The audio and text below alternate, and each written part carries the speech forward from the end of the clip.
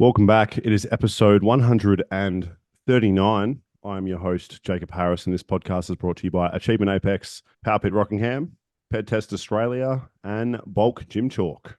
Today, I am joined by second strongest woman in Australia, as I think it's been titled as.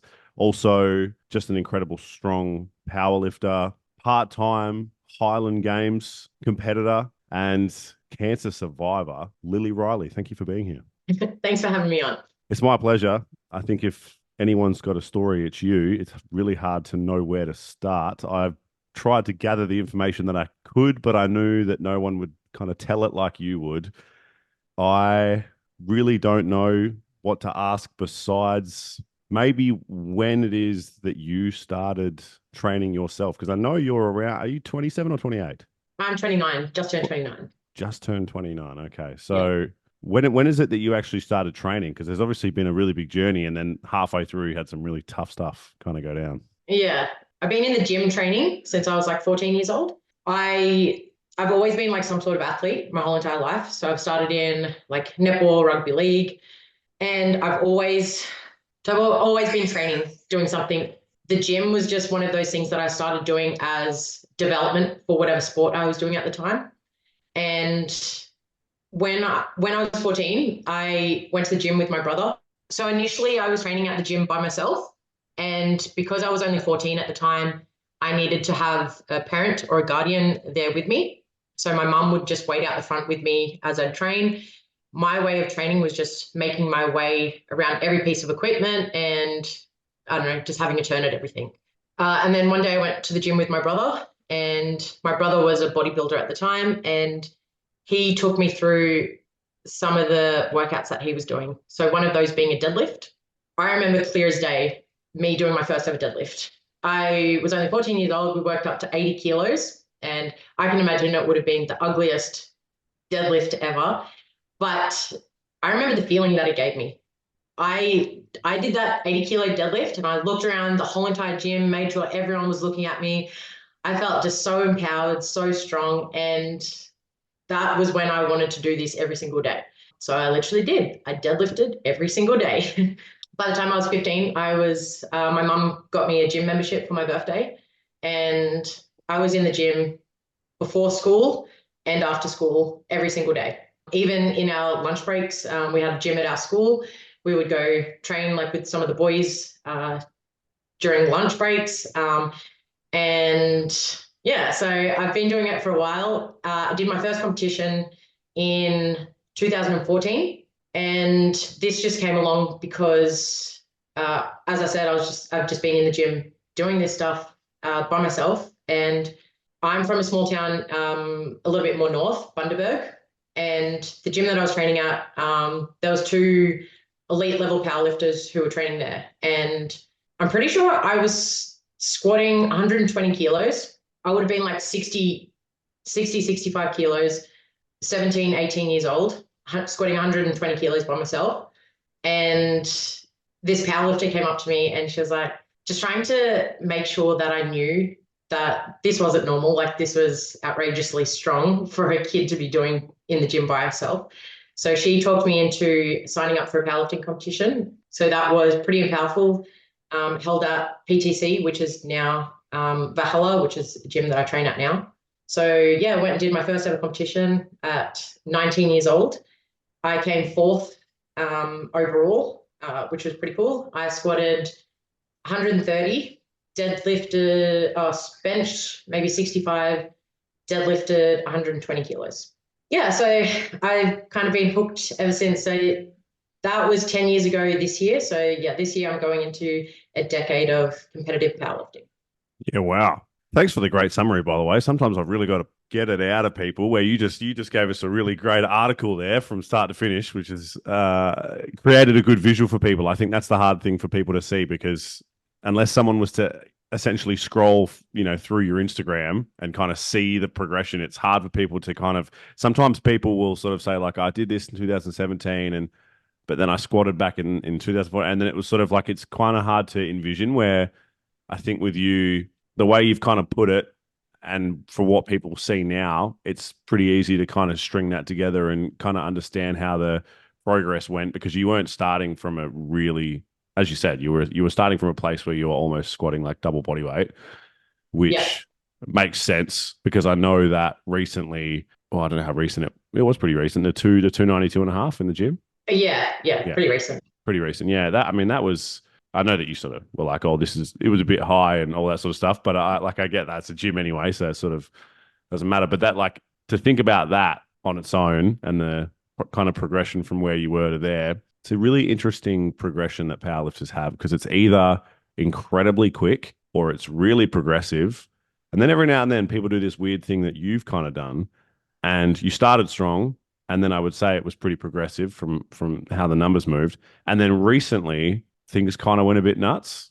Like you went from squatting. What did you squat at breakthrough? Do you remember? It was like 255 or 265. I feel like it was a bit more than that, but I feel like Yeah. I think I did 255, but during that prep, I squatted 260, I think. 260, 265. So yeah. And so yeah. trying to remember, because I remember breakthrough, but I might be thinking the one that Dylan did, and I don't think that wasn't the one that you were Yeah, he at. did that. Yeah, you're at the same one, and that was Yeah. that 2021? Have I got it mixed up?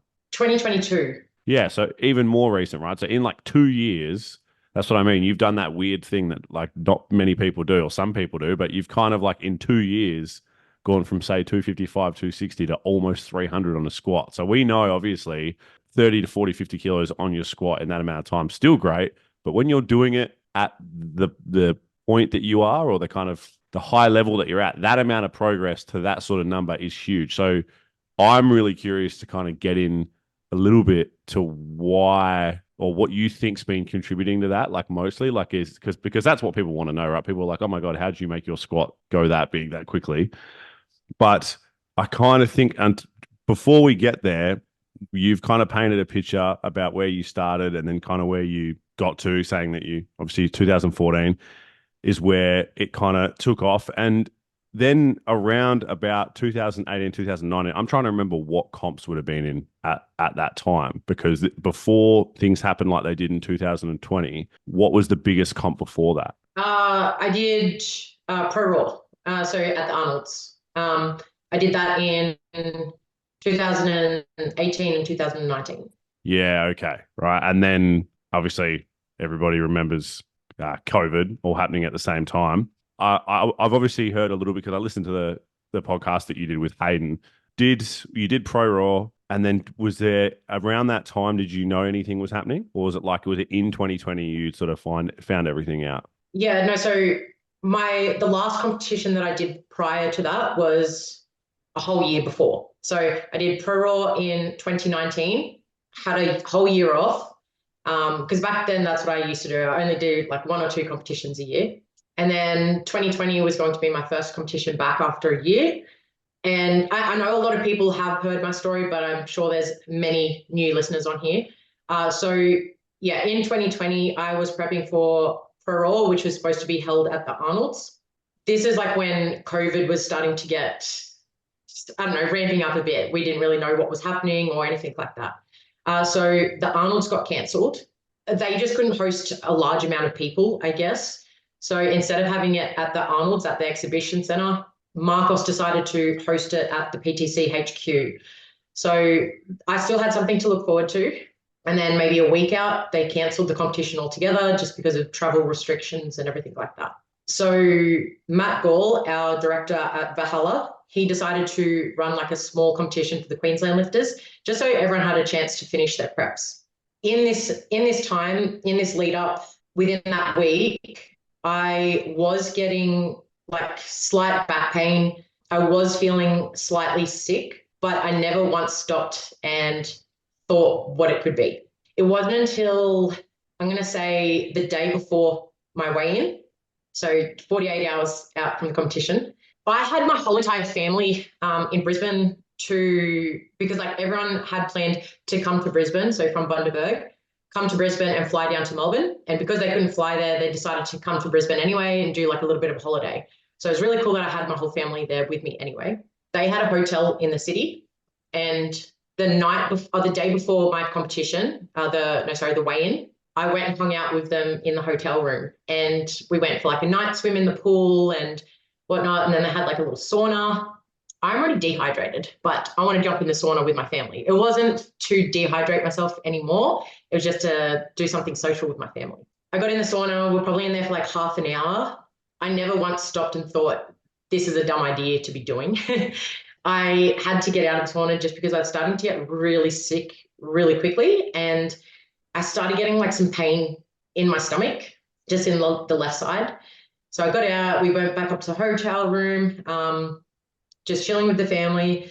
And it just got to the stage where I was like, I'm really starting to crash. But I'm personally thinking it's just because I'm dropping my carbohydrates, I've got no sodium, I've got no water in my system. I'm just super dehydrated. So I just need to get home, have a rest, I guess, prior to the weigh-in. So quickly went home, and then it just started escalating like really quickly. I tried to go to sleep, just so I could sleep it out, get this over and done with. And I still always look back and just think it's so funny that I never once like stopped and thought how serious this actually could be. I just kept brushing it off. Like I've got a really important competition in a couple of days. I just had the best prep of my whole entire life. Like nothing can stop me. So tried going to sleep, and it was probably the most unbroken sleep of my whole entire life. Like I was just tossing and turning. The pain in my stomach started getting really, really bad. So I got up and heated my wheat pack. And again, I haven't questioned what this is. I just put a heat pack on it, and it soothed the pain. I remember waking up vividly at like four in the morning. I'm not going to get back to sleep. I've just got to wait it out another 6 hours until my weigh-in. With the weigh-in, I had to get my partner to drive me there, only because I just didn't feel okay to drive. Once we got to the weigh-in, I almost had to put on like this brave face, like this healthy face, like I'm fit and okay enough to compete the next day. So I was trying to hide that as best as I could. Did the weigh-in. On the way home, we had to quickly pull up on the side of the road, and I just started vomiting. I was really, really sick. The pain was getting like much worse. So I've got like my protocol of, what would I call it? The protocol of like the refeed and rehydrating. I've got that all in my head, and I know exactly what to do, but I can't even think how to do it because I'm in so much pain. We still had to go shopping to get all the food and everything for my weigh-in and for comp day supplies. So attempted doing all that. I was an absolute mess in Coles. I had to quickly leave there, go home. Also during this time, my dogs just had a litter of 10 puppies. So we've got 10 puppies at home, and we had to come home trying to look after them. And I've got a video. I'm on the floor in the lounge room, just like in so much pain. And I've got like 10 puppies like running around me, like they're 2 weeks old. And I'm just not fazed by them. I'm just like huddled up, holding my stomach. I was in so much pain. And I'm on the phone to my mum saying, like, just trying to explain like what's going on. That went on for like a few hours. And it just got to the stage where I was like, I think this is a little bit more than dehydration. I think there's something might be wrong. So I went up to the hospital. It was pretty much straight away. I got diagnosed with a UTI. I got antibiotics for that. So I was there for a few hours on the antibiotics. I fell asleep in the chair as I was getting them. It was via IV.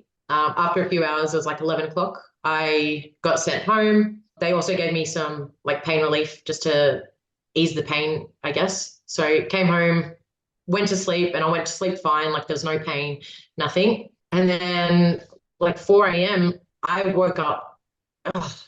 It makes me so sick even thinking about this pain. But 4 a.m., I woke up to like this stabbing pain in my stomach, and I just started screaming and just holding my stomach, just crying. And I couldn't move. I was just huddled up at the end of the bed, just holding my stomach. So my partner woke up and he's like, all right, let's take you back to the hospital. Tried to leave my bedroom, and I just started spewing. As I made it to the kitchen, started spewing and everything, in so much pain, just holding my stomach. As soon as we got up to the hospital, I couldn't get out of the car. I couldn't walk. So Tyron had to get a wheelchair from inside, had to put me in the wheelchair, wheel me in. The nurse came out and took me straight in, so I didn't have to wait. Because it was so early in the morning, we had to wait until like 9 a.m. before anyone came in so that they could like run scans or any tests. But in the meantime, I had to do a urine sample. They gave me a cup to do a sample. Went to the toilet.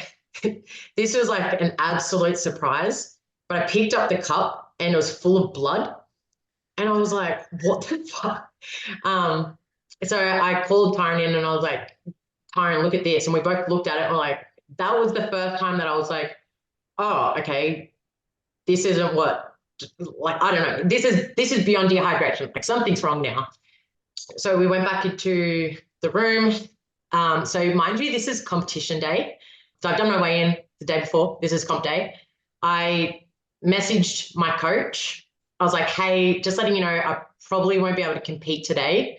So he already knew that I was in hospital the night before, but I thought I would do the IV, cure my UTI, and I'd be good to compete.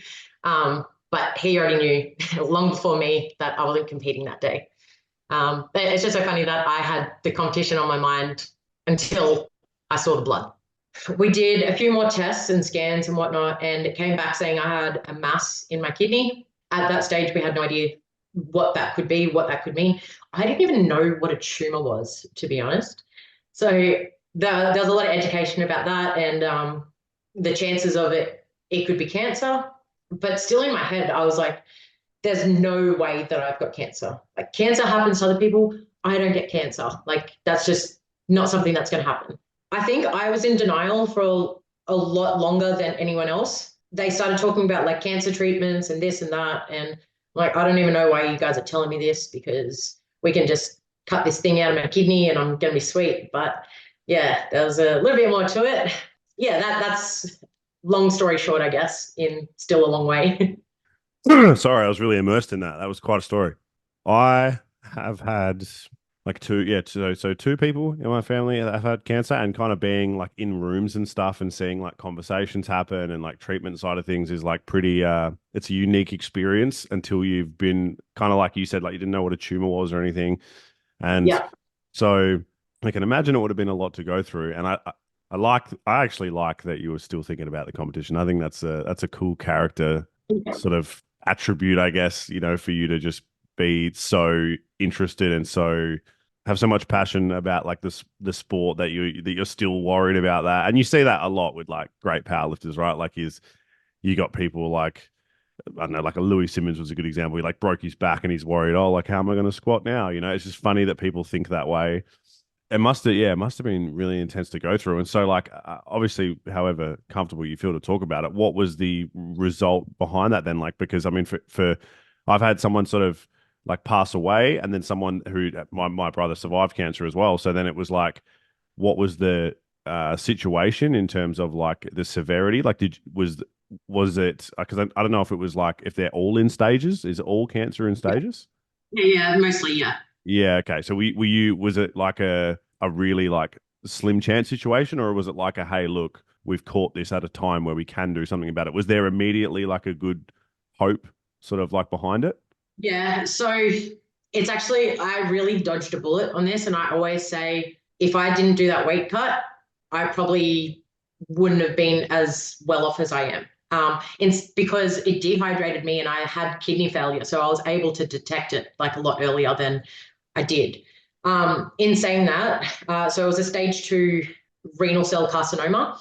My tumor, it made it to 12 centimeters, which is like this big. Usually that would be a stage 3. Stage 3 just means it's got to a big enough stage to then, well, what's the word? Starts with M.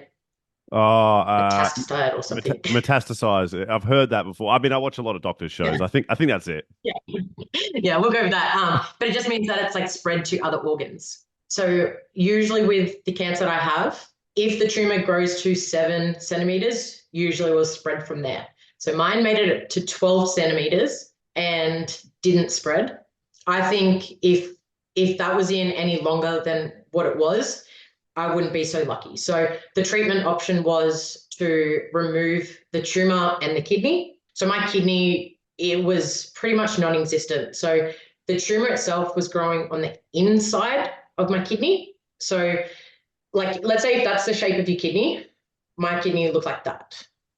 It was just so like spread out, and yeah, it was not in a good way. But that probably grew over the course of anywhere between 2 to 4 years.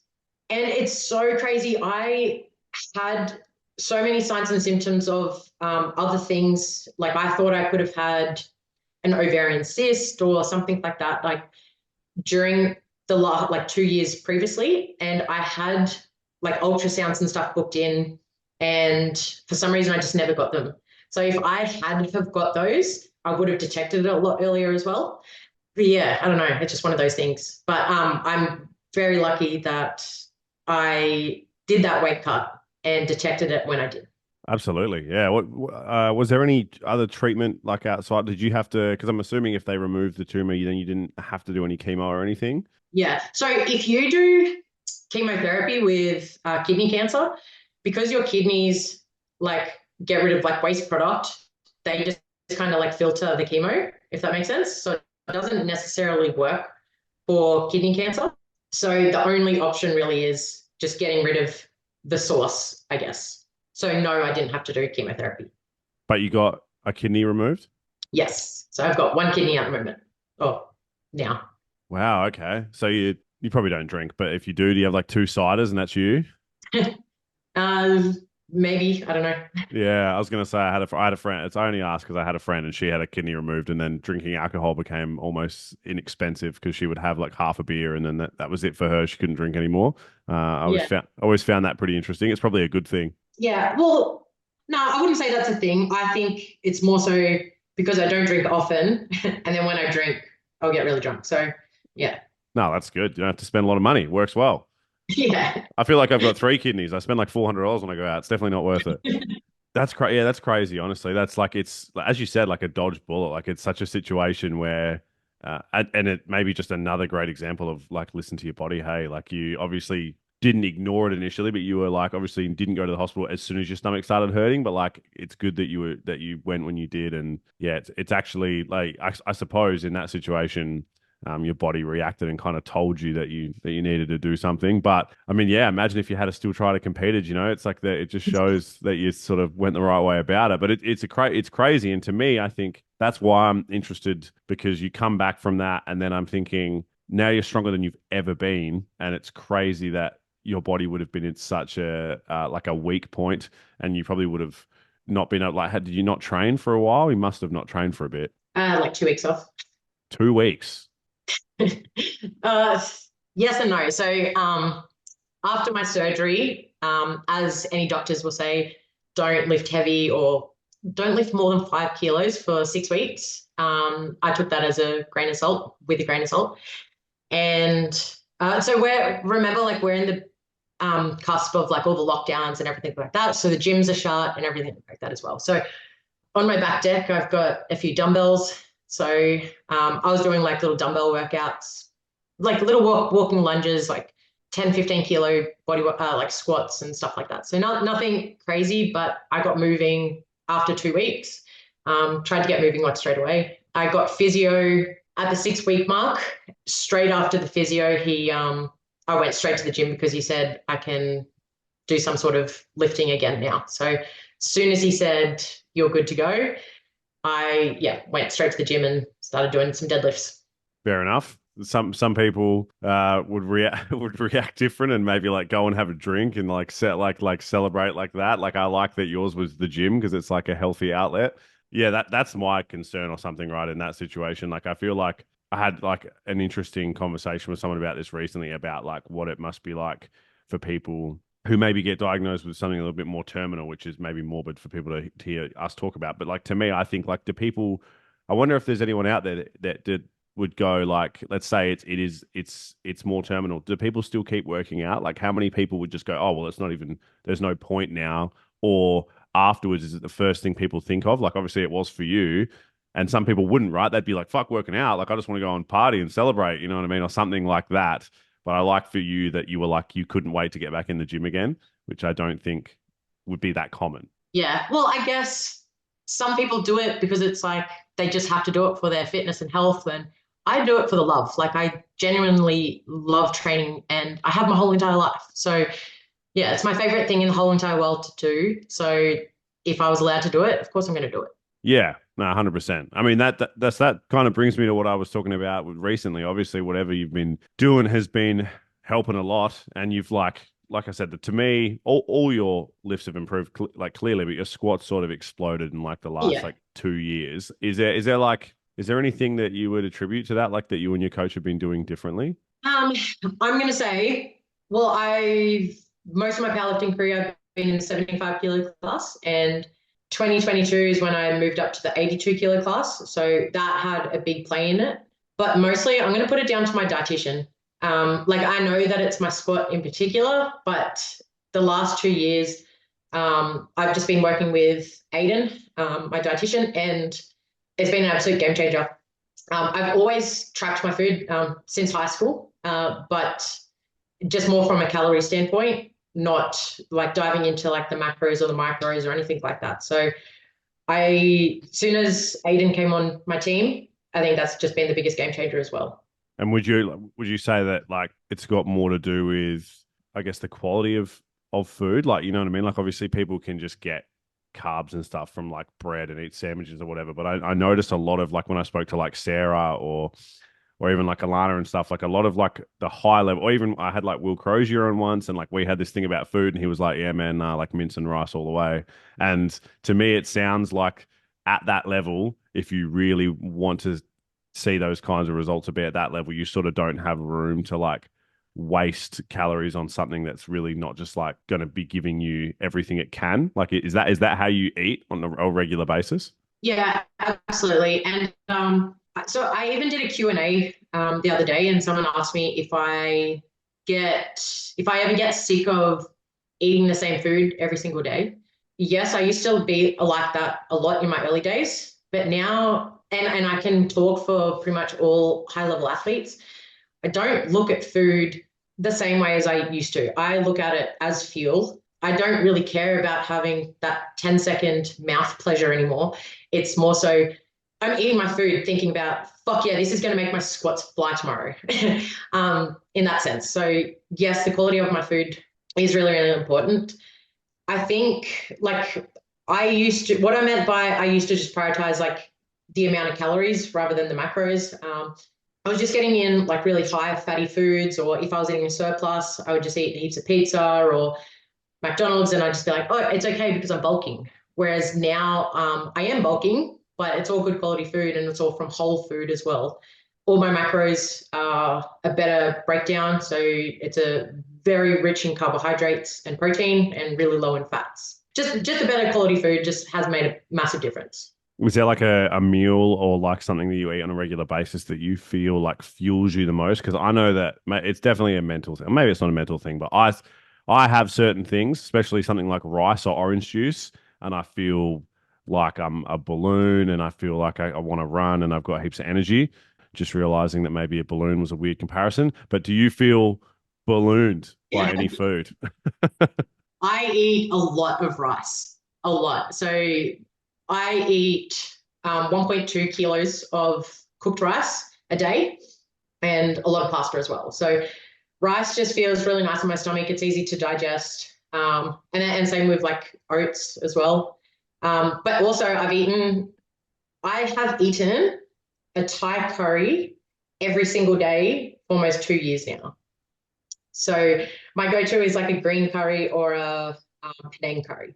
But yeah, not sick of it yet. Still love it just as much. I love that. Yeah, cool. That's like I mean, curry is just an easy way as well, I think, to eat something Yeah. like that regularly. Like it's not like you can cook them regularly and it's not taking ages, or like I have mates who do a lot of slow cooking, and Mm. it's an easy one to get in the way and be like, I don't have time for that. Where like curries, I've whipped them up pretty quickly before. What rice those are always white? Yeah, jasmine rice. I can't do brown rice. Hey, I was curious if you No. did. Yeah, I did a lot of brown rice. Is it me, or is it like grainy? It kind of reminds me of quinoa. Yeah, it is. It's yeah, can't get around it. I'd have to force feed that. Yeah, sweet. All right. Well, then you've heard it here. Lily Riley can't get around it. Neither can I. Brown rice is not enjoyable. Yeah, I can't do brown rice, but white rice is killer. And I don't mind a bit of black rice if Yeah. it's done right. I guess I'm curious then, because you are sponsored by Muscle Nation, right? We're going to throw that out there. This podcast is sponsored by Achievement Apex. Achievement Apex makes the best quality barbells in the world, and they are used by some of the strongest people in powerlifting. If you go to achievementapex.com, you can use code PORTAPOTTY at checkout for 10% off to get your hands on a barbell right now. I don't mind. I don't mind a couple of little Muscle Nation treats. I tried their chips the other day, which were an interesting flavor, and their new protein bars. Is there one that you kind of have reoccurringly in the diet that you have once a week or once a day? Not gonna lie, I haven't had any of Muscle Nation's supplements at all, so I don't know. Whoa, and boom. no. So in my defense, I'm only sponsored by their apparel because I've got another supplement sponsorship, which is Bulk Nutrients. Sweet. Well, this works out really well then, because I have the Muscle Nation protein bars, but I don't use any of their supplements in terms of like protein powders. And Bulk Nutrients is the one that I rate the highest because when I was like 19 and didn't have a lot of money, I could afford their stuff and I used to have it all the time. I'm the same, and that's why I work with Bulk Nutrients because it's a product that I've been using since I was a teenager anyway. I remember I bought like creatine once from like a sup store and it cost like $70 and it was like 30 servings or something. And one of my mates got so shitty at me. He was like, bro, he's like, you can get like a kilo of that from Bulk Nutrients for this amount. And I remember doing that and just being like I just like that Bulk Nutrients is just kind of like they just sell the product and they're not looking at like, everything costing like an arm and a leg, which is refreshing. And it's just like the easy packaging and everything like that as well. So that brings the price down. Surely for the how they make it. Yeah, I was going to say everything is so colorful now, right? Like pre-workouts, I feel like I'm being like attacked by rainbows or something when I walk into stores. I'm like, whoa, there's like this, you know what I mean? But I was curious about that because the food side of things has obviously made a huge difference for you and going up in a weight class. And then, I mean, you got to go in the animal cage, which was like pretty awesome. So I'm assuming like I don't have it here though. What you squatted in the animal cage? What did you squat in the animal cage? 275. 275. Okay. And that was like, obviously I've seen you mention and talk about that as well. Like that must have been like a surreal feeling being in there. Yeah. I'm still riding the high of that. That was easily one of the best days of my whole entire life. Like I've done so many high level competitions and stuff, but being in the animal cage, like that's something all powerlifters watch on YouTube or we watch growing up. And it's something that we all of our powerlifting idols, that's who do it. And when I initially got the invitation, I don't know, I just couldn't believe it. Like couldn't wrap my head around the fact that I got an invite. I don't know. It was really, really surreal. I sent a screenshot to my coach because so I already had plans to compete in America 4 weeks after the date of the animal cage, which was Ghost Clash. So I was like, oh, damn it, I wish I could do this. This would be a really cool experience. And then Thomas was like, well, why can't you do it? And I was like, oh, because it's 4 weeks out from Ghost Clash. And he's like, okay, well, you'd be pretty dumb if you didn't do that. He said it a lot more professionally, but that's how I took it. And I was like, okay, I'm just going to say yes, and I'll figure out how to get there and how to organize like flights, accommodation, all of that later. So I just messaged back saying, yes, I'll do it. So that's honestly, you can't, if you've got any competitions or anything on a pedestal, the animal cage is at the top. Like that is the top, in my personal opinion. Yeah, so even just walking in there, when I do competitions, I don't usually like reflect on things until after. Like I'm like, oh, that was pretty cool. Every single moment that I was in the animal cage, I took it all in. Like I made sure that I was present in the moment throughout the whole entire thing. I watched pretty much every single athlete as well. And then when it was my turn, I kept looking around at the crowd, taking it all in, like, holy shit, I'm here. And even like just all the staff and everything were just so nice. They treated you like you were a pro level athlete. I don't know. It was just everything about it was absolutely unbelievable. And all the other athletes, just watching them do their thing, it was really, really inspiring. So hopefully I can get another invite to be back there again next year. Absolutely. I mean, I feel like with where you're sitting at, like we'd be looking at like a 300 squat by that point. I'm assuming. Like, is that what you reckon you'd be able to bring to the animal cage next year? Yeah, sure. I hate saying it out loud, but I got a feeling I've got it by the end of this year. I reckon you do as well. And that's yeah, that's gonna be. Do you think you'll do the 300 like at 80 or under 80, or do you reckon you'll have to fill up the tank a bit? Yeah, I'll try and get up as heavy as I can. My plan at the moment is try and get up to like 85 and try and cut into the 82 kilo class.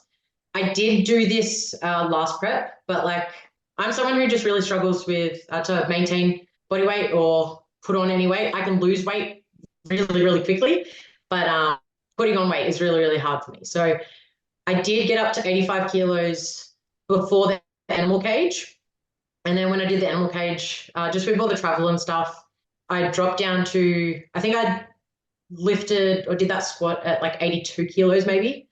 And then by the time I got to Ghost Clash, just with all the travel and everything like that, I dropped down to maybe 80 kilos. And I wanted to weigh in lighter for the competition. So I just didn't eat carbs at dinner that night and then didn't eat breakfast before the weigh-in. And then I just fell to 78, sorry. The competition at the end of the year, I really hope I can get up to 85, maintain it, and try and just cut into the 82s. But I'll try and be as heavy as I can in the weight class. The end of the year, is that zero? I'm going to do American Pro. American Pro. Yeah. Wow, there's so Yep. many now. It's crazy, isn't there? Yeah. The American Pro is wild as well. So they always have like a really good live stream. So that'll be really good. Yeah, I think I was talking to Micah, who runs it, when I was over in America, and he was just like telling me about like the new setup and everything like that. And it sounds like it's going to be absolutely unreal this year. Yeah, well, I'm assuming just like, I mean, I'm always that guy who's like, oh, what lift are you gonna like? Are you gonna deadlift this or bench? And I always get the exact same response, and people are like, oh, it's all about the total. So I get it, that's the sport, but I get excited about individual lifts. It's just my brain. But I'm assuming the goal is to Yeah, chuck some on that total. It's 642 and a half is the current best, yeah, and that's under 82. yeah, and 82s, yeah. Yeah, Well, my last competition, Ghost Clash, I definitely could have done a lot better than 642. So that was an equal best to my previous competition. Unfortunately, when I got to I did my opening deadlift at 230.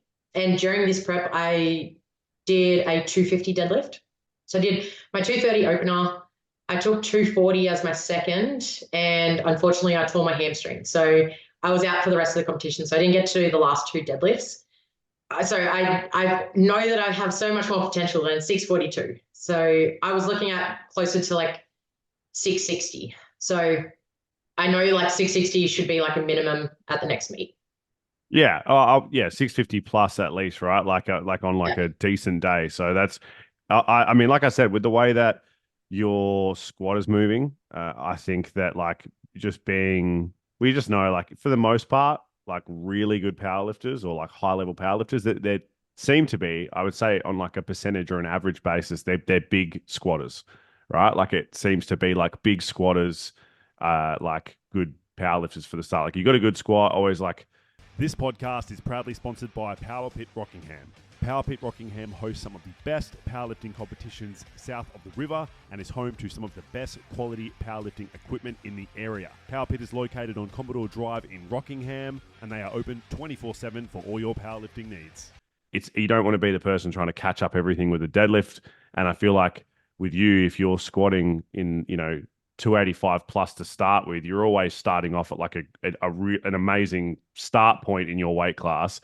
And for you, it would just be trying to manage to make sure that your deadlift stays where like 250 on a deadlift is huge anyway. So I'll be like, I feel like, yeah, you're in that sort of situation now where once a couple of those other things move up, then I don't know, you're going to be like so well rounded that an average day is still a really good one. Like I noticed that a lot with people when they get to a high level, like an average day, like 642 and a half for you, you were like, I could have done more, but then it was still Yeah. crazy to everyone else. And it was still like a really good total. Yeah. I think just now that I'm meshing with the best of the best, I'm comparing myself, not comparing myself, I wouldn't say that, but it's not as good as them. Do you know what I mean? So, and it's still, I'm not doing the potential that I know that I can do. Yeah, I know people say powerlifting's about like yourself and going against yourself, and that's obviously a big part of it. But like, it's called a competition for a reason. I don't, I think some people get caught up in this like, oh, you're only against yourself. It's like, not really. You're against other people, right? That's the fucking point, sort of like. Yeah. um, so I did. And yeah, yeah, and we all win, just like each other. Yeah. I imagine if there was no, if you just all did it because you were enjoying it, it would still be a cool environment, but no one's going to try as hard if they're not like the amount of comps I've been Yeah. at where people have been like neck and neck and the effort you see people put in for that sort of stuff is so much more. I did want to ask about the animal cage actually before because sorry, we kind of moved on from that. Who was the person at the animal cage that like stuck in your head in terms of other people that you watched? Was there someone that stuck out to you where you were like, whoa, this person's amazing? Yeah. My favorite one of the whole entire weekend was Ken Cooper. I don't know if you're familiar with him. I've actually not heard of Ken before, no. I'll send you his page after this because absolutely unreal. But so 2 years prior to him lifting in the animal cage, he had I don't know what the actual injury was, but he did both he was doing a back squat in a competition and fell forward and busted like both his quad tendons on both legs. You might have seen it, like the video went viral. It was absolutely nuts. He couldn't walk for like ages. He had to relearn how to walk, couldn't do absolutely anything. He was in two like leg braces. He documented his whole journey, like back and whatnot. I think a whole year later, he deadlifted 400 kilos, like post that injury. It's like one of the worst injuries you can get on both legs in the animal cage. So his biggest thing was during that competition, he didn't get to do his bench press or his deadlift because that happened during his squat. So in the animal cage, he did, I think he did 1,000 kilo total or something like that within 6 minutes. So he did a heavy squat, went straight to a bench press, maxed out his bench press, and then went straight to a deadlift and maxed out his deadlift. When he got to his deadlift, he did one rep and then it moved easy and he went for a second one. And the crowd was absolutely insane. And Will, who was on the mic, he was like screaming and like getting the crowd hyped up so cool. Like it was almost like it was a WWE thing because he went and got a chair out of the crowd and grabbed it and like started smashing it on the ground, like, let's go.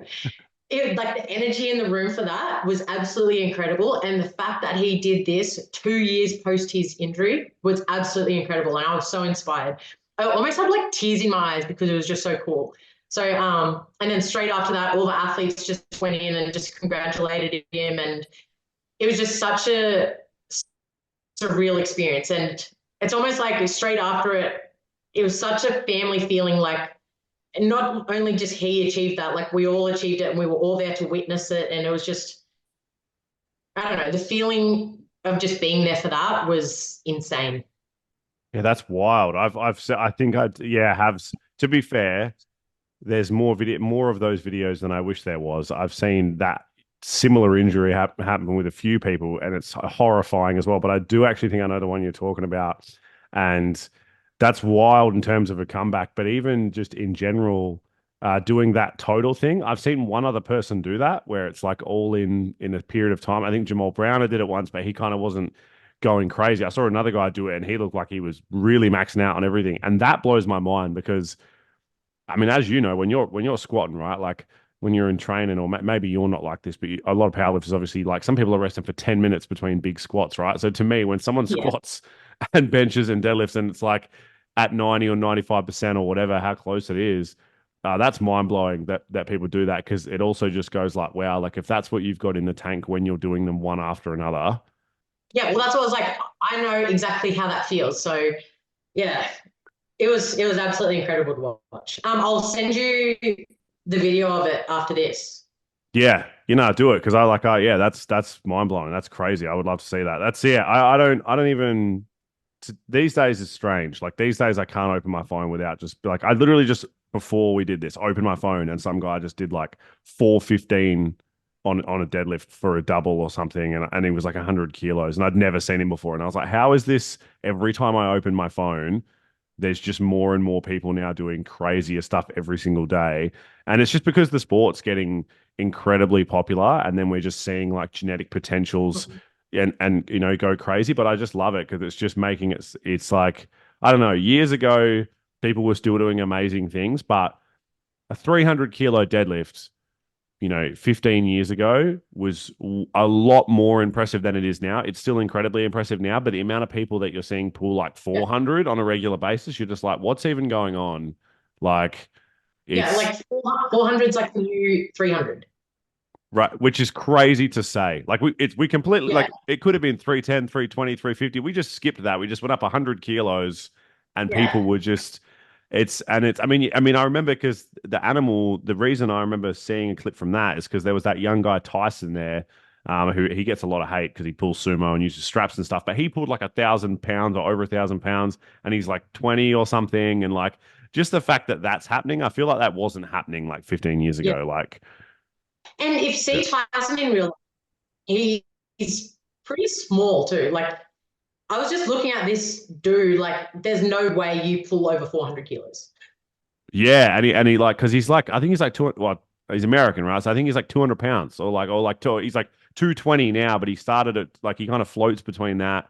Might be like 215. So he's like I don't even know if he's 100 kilos, and like that's mind blowing when someone's pulling that weight. He put like 480 in the gym or something, and then I know there's always these little things, right, of like Yeah, locking it out and straps but it was the same to as you're like when you squat a 292 and a half, like we can sit here all day and be like, oh, but it needed to be a little bit deeper or whatever it is. But at the end of the day, like you're doing 85% of the lift or 90% of the lift yeah, anyway. So it's still like, it's not like it's not like it's, back in the day when someone was doing like multiply and squatting like 500 and it was like, this yeah. much and like, it's not like that. You It's can't discredit it completely.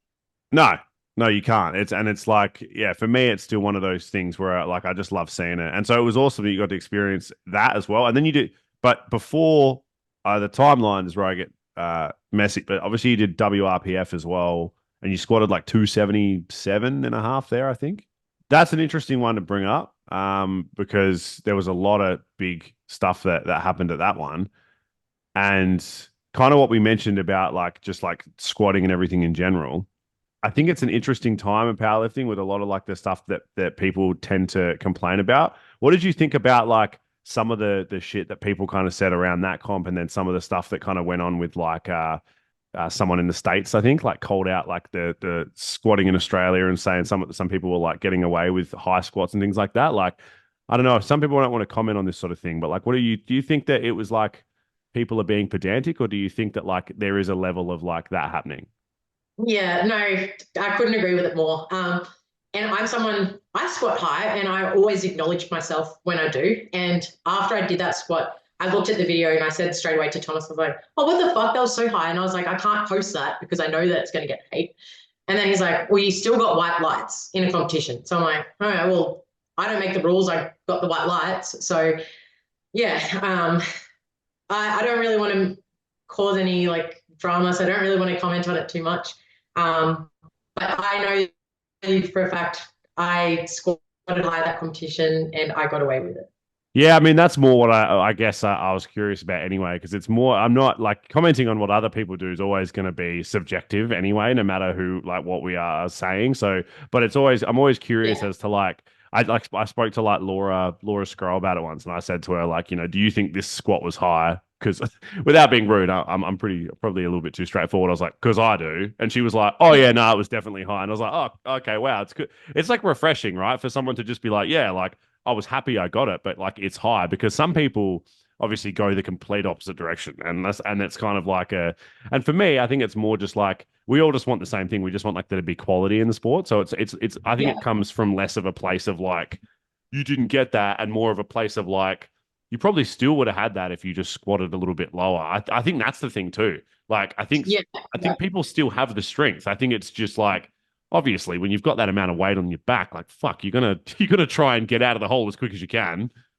yeah, yeah, yeah. Well, we've all got a standard and we've all got to do it to that. But it's just like I totally get it what everyone means because if we're all looking at open powerlifting and we've all got these like totals and records and everything like that, and people want to claim all-time records and stuff like that. We've all got to do it to the same standard. So I truly believe like we've all got to be judged correctly and by the rules. I think maybe like a little refresher on some of the federations might help, but yeah, it is what it is. I don't want to talk about it too much though. No, I get it. I get it. Thank you for still touching on it as well, because I was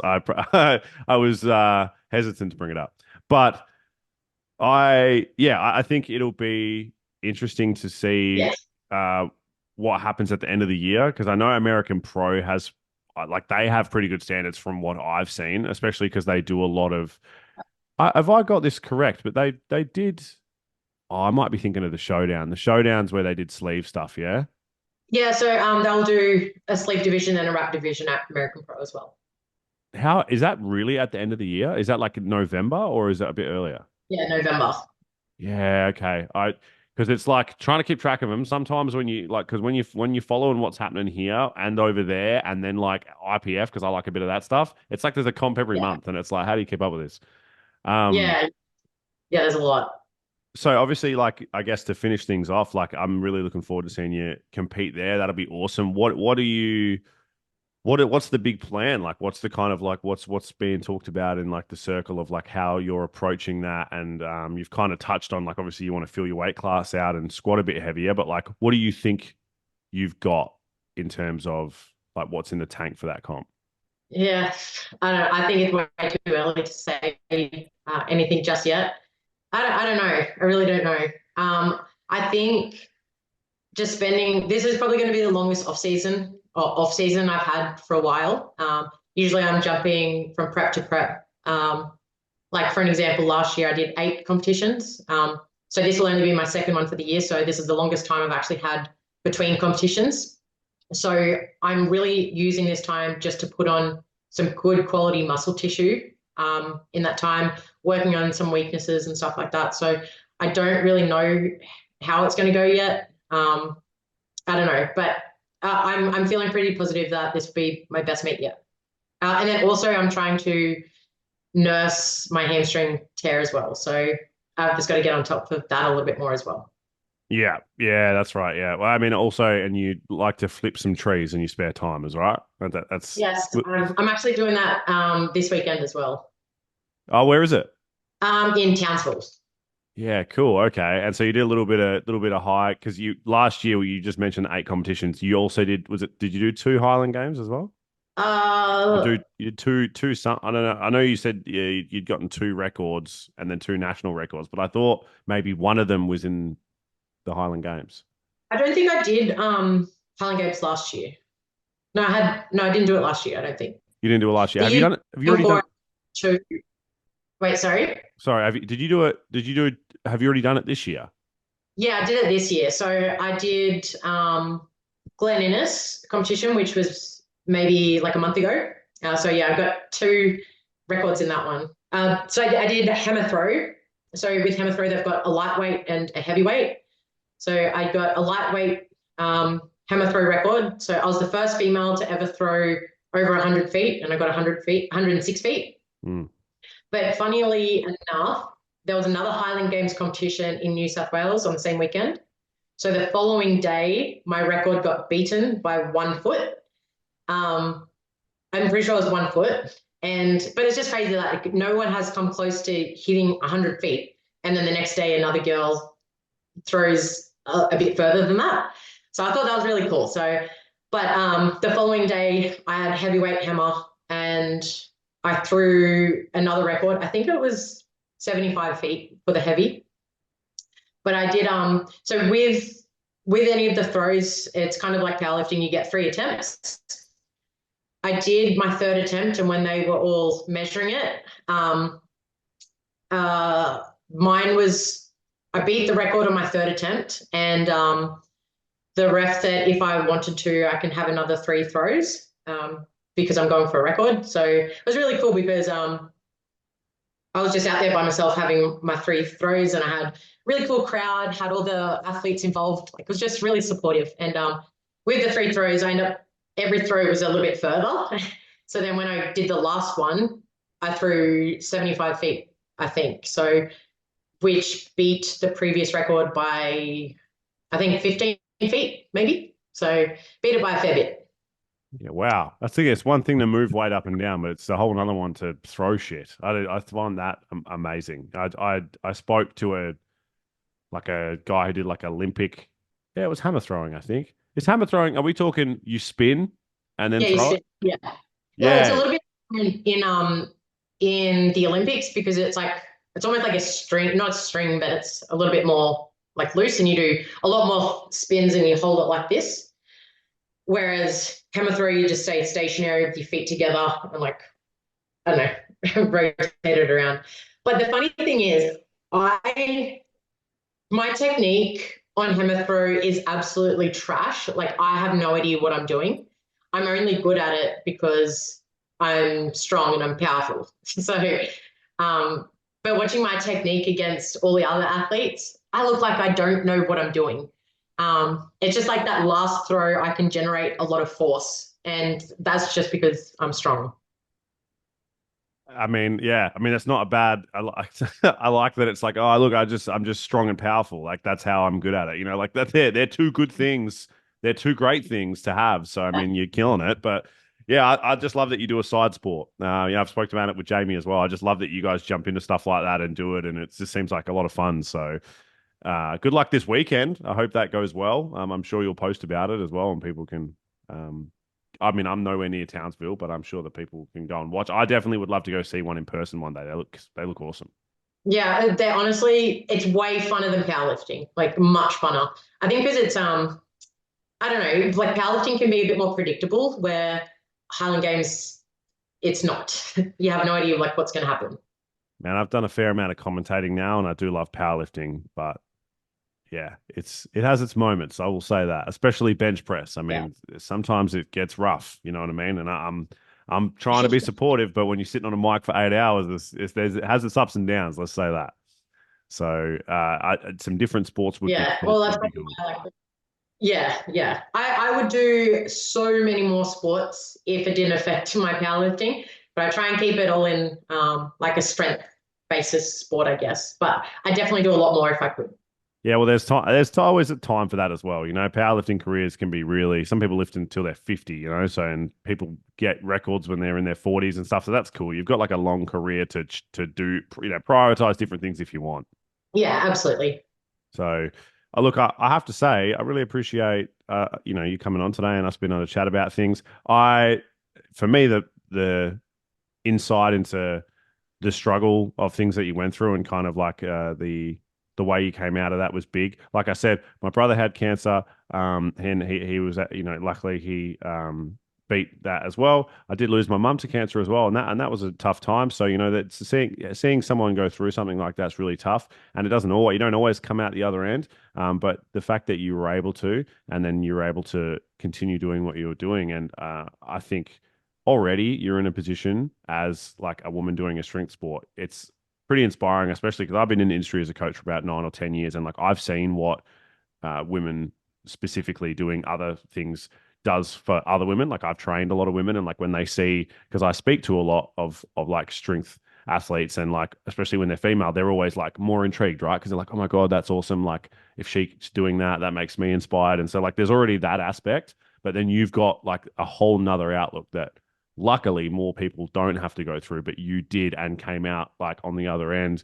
And now you're like stronger than ever. And I just feel like that's incredibly inspiring. So I just appreciate your time today, and thank you for sort of telling us more about, how it went. And hopefully like that kind of gave someone into, some insight into like, how lucky you are to be able to train just as a human being and be healthy, because you never know when that can change. Yeah, I couldn't agree more with you that on that. But yeah, thank you so much for having me on. I've really enjoyed having a chat.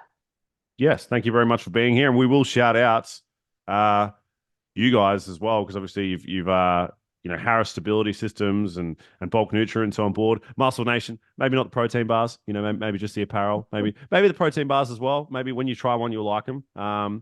But Yeah. I they're pretty good. The new ones are not bad. The macros are a little bit. If you're low fat, you might struggle, but you'll be right. I will give a shout out to Achievement Apex, Powerpit Rockingham, Ped Test Australia, and Bulk Gym Chalk.